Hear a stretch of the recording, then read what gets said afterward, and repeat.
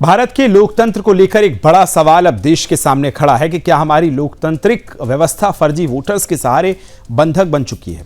चुनाव आयोग के विशेष गहन पुनरीक्षण अभियान ने जैसे ही मतदाता सूचियों की सफाई शुरू की, विपक्ष में हलचल तेज हो गई।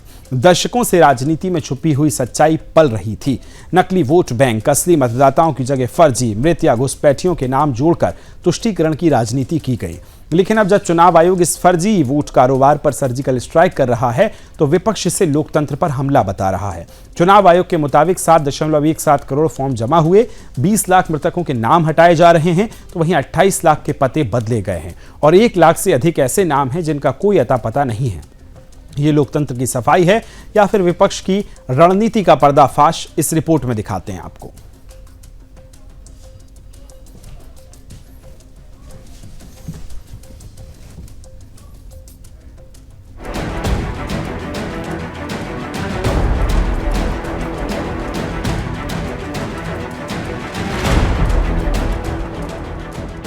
भाई जब एक बात स्पष्ट है, सब कुछ तय हो ही गया है कि भाई बेईमानी करना ही है, खुलेआम बेईमानी करना है।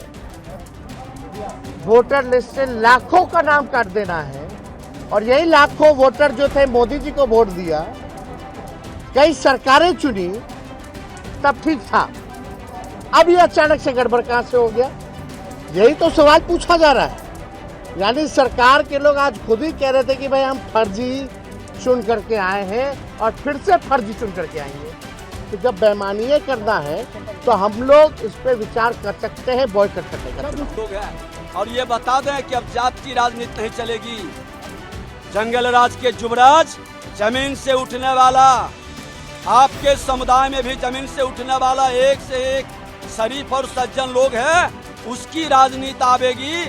आप जैसे परिवारवाद और सोने के चम्मच लेकर जन्म लेने वाले बहुत दिन तक राजनीति नहीं करेंगे। मैंने जो कल बोला था, देखिए बहुत सीरियस मैटर है। Election commission is not functioning as the election commission of India.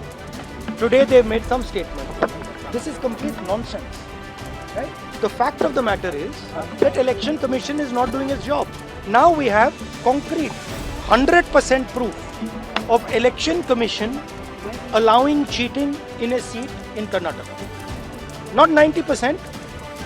When we decide to show it to you, it is 100% proof. मान लिए उनको लग रहा है कि चुनाव हार जाएंगे, जब तक नकली वोटर नहीं रहेगा तब तक चुनाव कैसे जीतेंगे।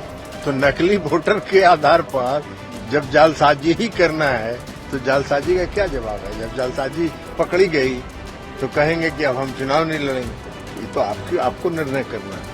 देखिए, पिछले 3 दिन से मांग कर रहे हैं कि एसआईआर पे चर्चा करो, और आज तक भाजपा मंत्री से एक भी जवाब नहीं कि एसआईआर पर चर्चा होगी हाँ कि ना।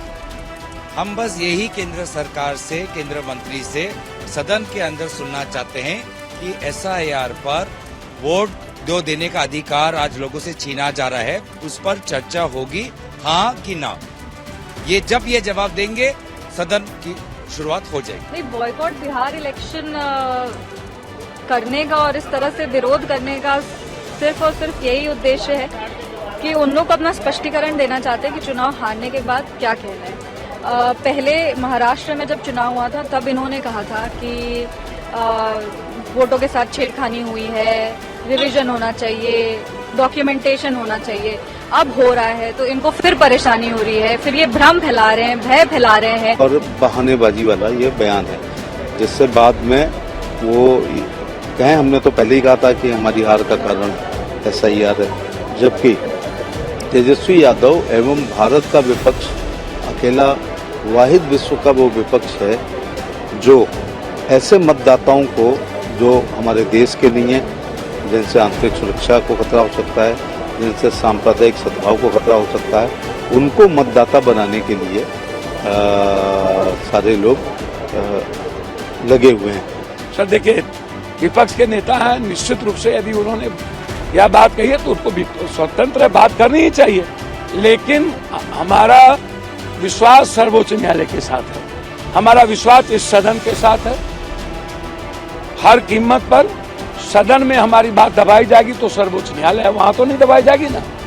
और जब सारे रास्ते बंद हो जाएंगे, हम चाहेंगे कि जो बात तेजस्वी जी ने कहा है, सुझाव दिया है, वो तो अंतिम प्रक्रिया है। पहले हम सब लोग मिलकर लोकसभा और विधानसभा से इस्तीफा दें और सत्ता पक्ष को अकेला हाउस चलाएं। कि जब सरकार ने ये स्पष्ट कर दिया कि हर विषय पर सरकार सदन में चर्चा करेगी, लेकिन ये विपक्ष के लोग सदन में भाग लेना नहीं चाहते क्योंकि सदन की चर्चा से डरते हैं। सदन में चर्चा होगी तो मामले में दूध का दूध और पानी का पानी हो जाएगा और इनको अपनी राजनीति करने का मौका नहीं मिलेगा।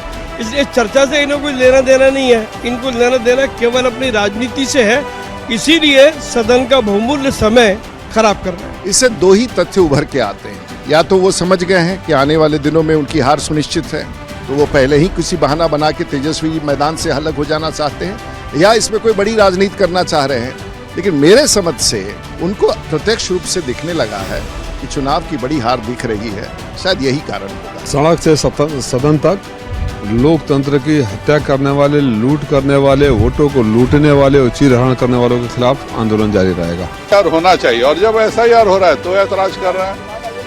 तो तेजस्वी यादव कह रहे हैं कि हम बॉयकॉट करेंगे, क्योंकि ये लोग जानते हैं कि हम लोग चुनाव हार चुके हैं, और चुनाव जब हार चुके हैं तो तेजस्वी यादव बॉयकॉट करें, ये एसआईआर के नाम पे नाटक कर रहे हैं। मैं तो चाहता हूँ एसआईआर पे चर्चा हो। मैं तो विपक्ष से भी कह रहा हूँ कि वो सरकार से बात करें, चर्चा करें। मैं तो बीएससी की उसमें नहीं हूँ, कमेटी में। मैं होता तो मैं सरकार से कहता कि वो इस पर चर्चा कराए, जो भी विषय चर्चा कराए, सदन चलने दें। बहुत सारे मुद्दे उठेंगे, समस्याओं का हल होगा। मैं तो सदन के चलने